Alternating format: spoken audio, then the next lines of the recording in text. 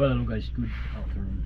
So guys, dito naman ako sa isang napagandang rest area dito sa South Dakota. So, ayun, nandito tayo sa Dignity on Earth and Sky, no?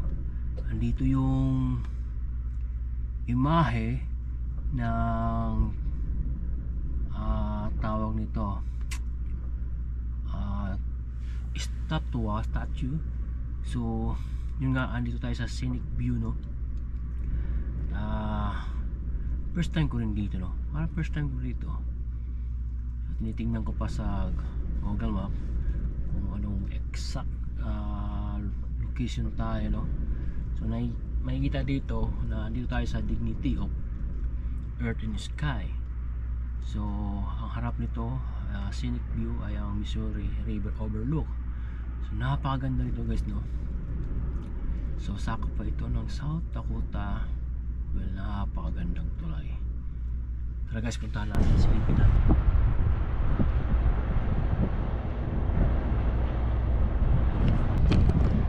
So guys, nandito nga tayo, no, sa isang area dito sa South Dakota. Well, ito yung aking note equipment from electric equipment. So huminto lang ako para mag-load check. So ayos naman.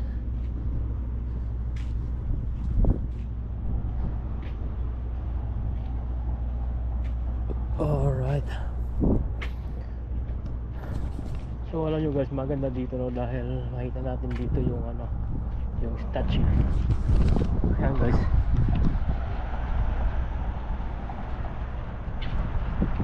Wow.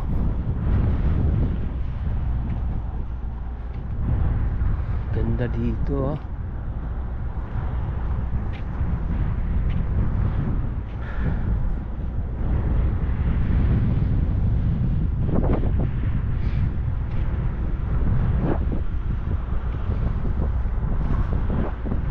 Napakaluwang pong area na to. Dignity of Earth and Sky, South Dakota.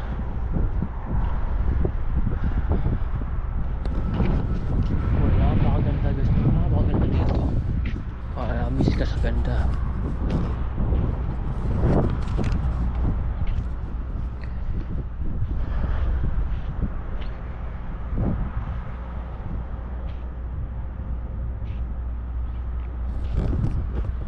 Nakikita nyo mga guys, grabe, ganda, no? Wow. Guys, tingnan nyo guys, Dignity Earth and Sky. Well guys, dito tayo sa South Dakota. Well, ganda. Ito yung statue ng Dignity on Earth and Sky. Oh, grabe, ang ganda dito, no?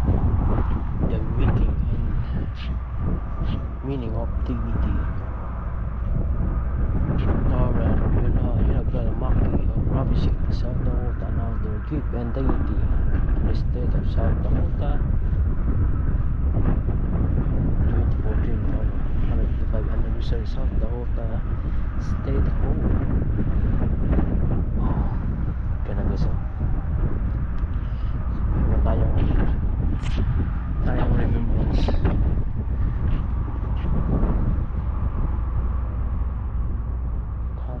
Kayon.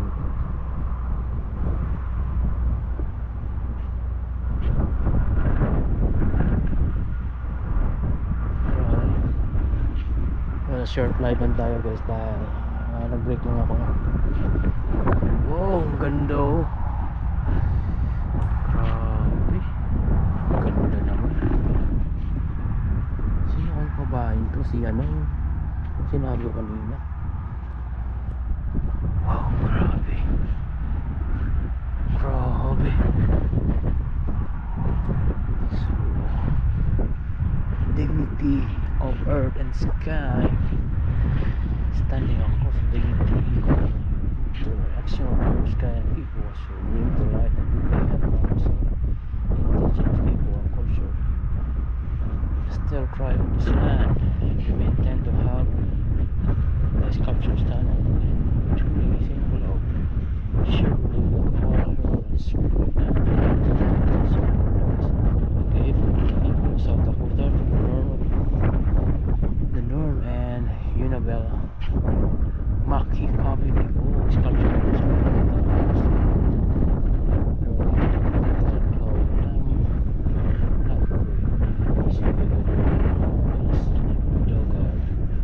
Dedicated September 17, 2016.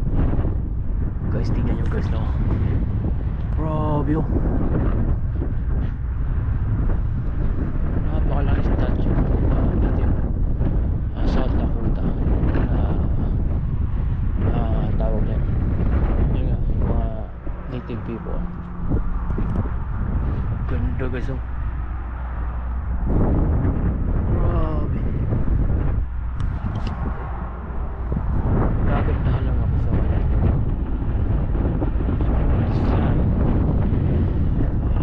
Yan, hindi pa yan meron ding upuan dito. Oh, well, dito ay scenic view. Grabe, napakagandang view. Well, grabe.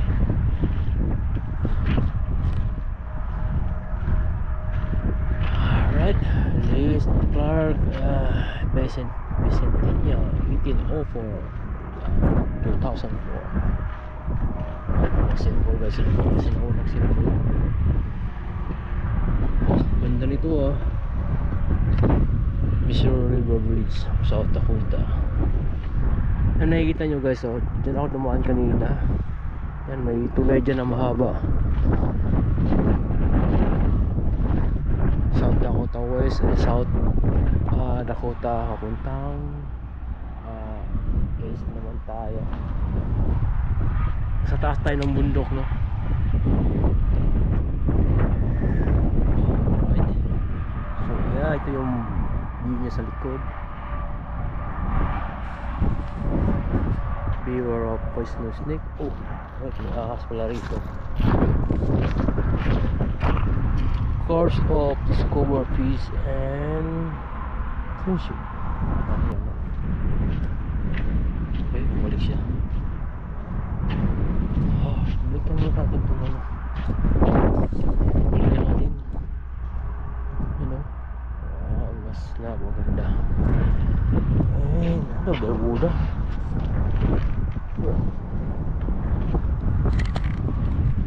Okay. Right, ikot-ikot muna tayo saglit. Exercise din.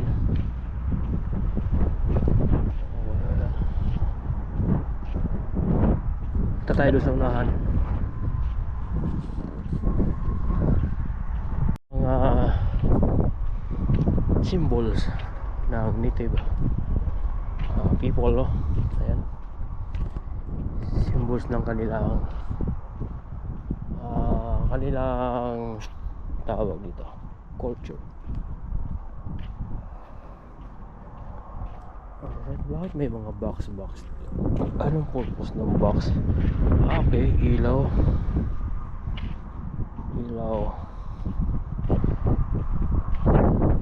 Alright, ang ganda naman dito.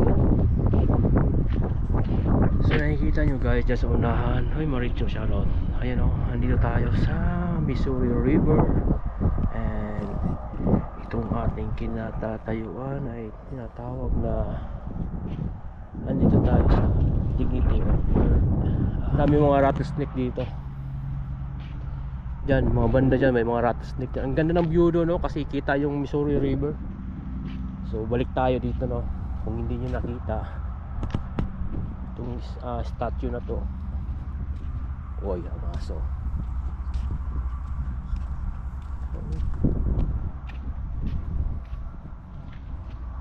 Tingnan nyo, mag nakawala yung aso, no. Ang ganda ng ano, ang ganda ng design ng kanilang ano. Tapos mayroong mga upuan. Sulit na sulit yung ating biyahe dito, no. Kahit pagod tayo, puyat tayo sa biyahe, well, bawing-bawi naman tayo sa mga lugar na ganito. So para sa park, ito may mga upuan din, no. Dahil upuan dito, ganda magtambay dito, no. Because tignan nyo guys, search nyo sa Google itong Dignity of Earth and Sky. Ayan, search nyo sa ano, sa YouTube or sa Google. Napaganda naman, no. Nakikita nyo. Tapos ang ganda ng sikat ng araw. Ang ganda ng panahon ngayon, ha. Tatlong equipment yung load ko. Ginagamit niyan for ano, lifting sa mga kuryente, na kung mag-aayos ng kuryente, yan ang ginagamit. So well guys, at ako'y aabanti na, no. Yan, update ko na lang kayo mamaya kung sana po hinto kuha tayo ng panibagong video. So ngayon, ako magta-travel muna. Salamat sa panonood. Bye. Never stop, I'll get it if I want it. Gotta make to myself a promise. I won't quit, keep going till I got it.